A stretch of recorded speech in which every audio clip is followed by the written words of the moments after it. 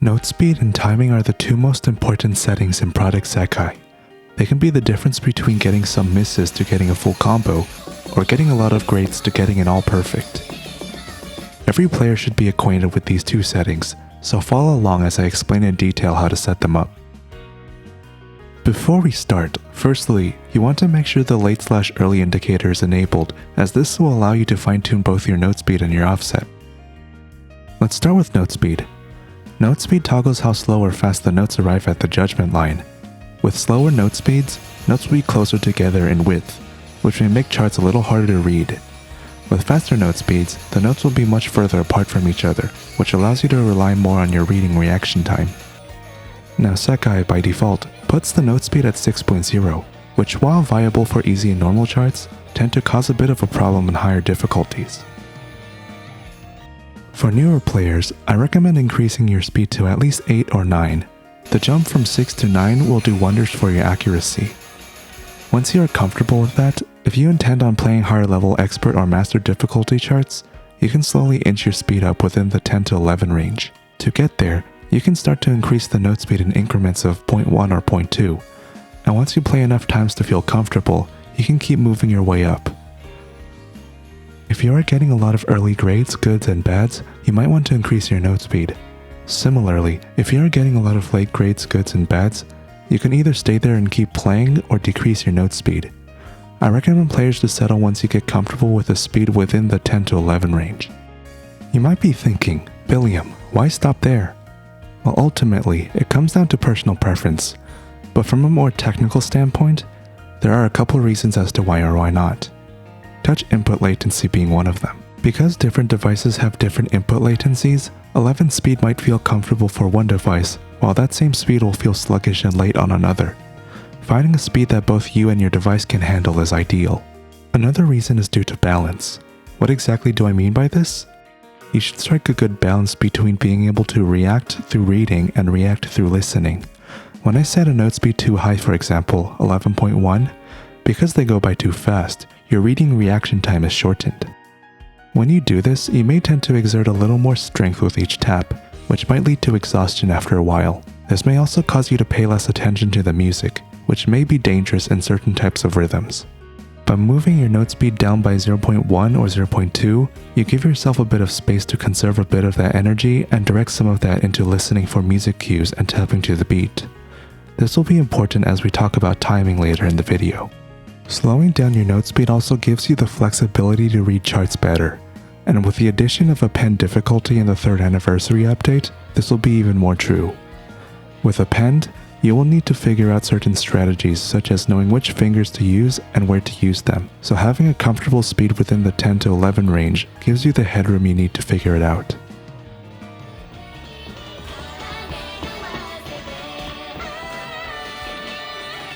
That extra bit of headroom also gives you an opportunity to experiment with more interesting fingerings for all types of charts.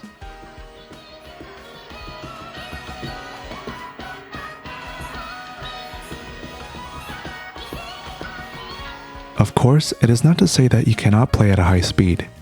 I've noticed that if you are someone who moves around a lot, for example, people who play with thumbs or tend to play in different types of environments, playing at high speed can sometimes be a better idea. If you are someone who moves around a lot, say you are at work or at school and want to quickly grind your favorite song, you might just want to get that tappy action going, and in that scenario, it wouldn't really matter what speed you have your game set to, as long as it's fast enough. Playing at a comfortable speed assumes that you are in a condition that allows you to do so. For example, if you are someone who plays at this specific table, at this specific height, at this specific volume, then yeah.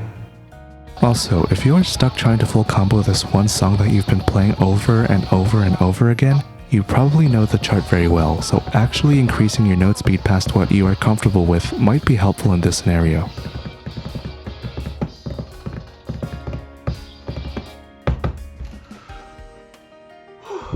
Hopefully that should cover everything you need to know about note speed.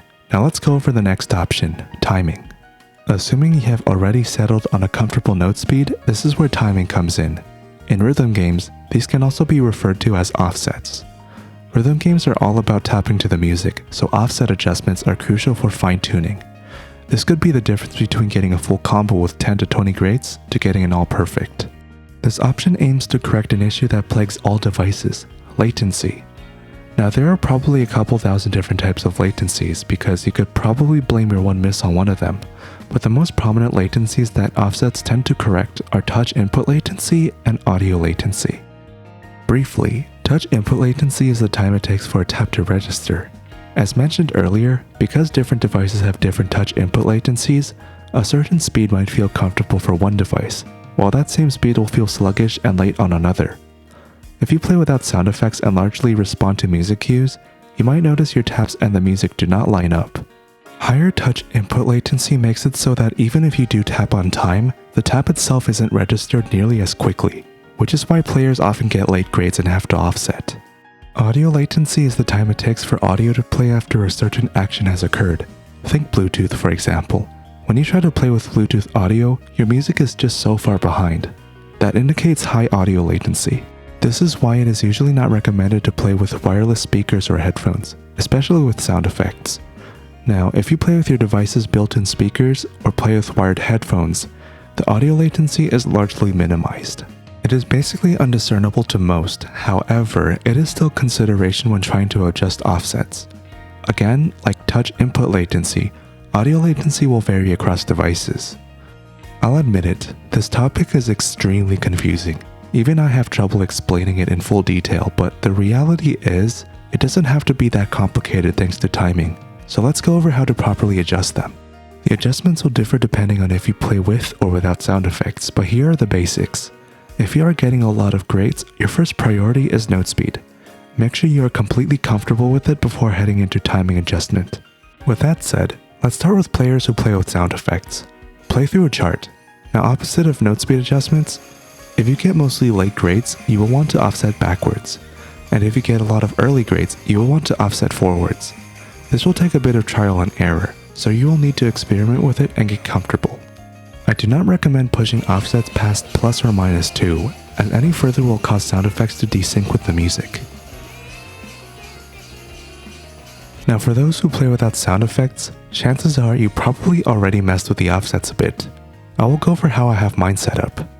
At the default timing option, the song feels slightly behind no matter the device. To correct this, start by playing through a chart and listening to the music. Be the music. If you saw a lot of late grades, you want to go ahead and move the offset backwards. Most iPad players I've seen typically move it down to -2. Yours might be higher or lower depending on you and your device, so experiment with it little by little until you reach a point where both your tap and the music are lined up. For Android devices, I found that you might want to offset further backwards.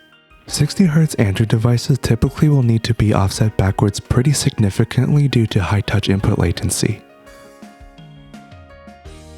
120Hz Android devices generally won't have to offset as far, but in my experience, I've noticed an offset of around -4 seems to work relatively well. I've noticed that flicks were considerably harder to do on an Android than on an iPad, and offsetting backward further generally gave me much better results. Here are my usual settings for both my Samsung and my iPad. Anyway, there was a lot of information in this video. I hope you found it useful. If you have any other questions or comments, leave them down below. If you learned something today, do leave a like and subscribe. We are fast approaching 1,000 subscribers, so hopefully this video is the one that does it. Yeah. Until next time.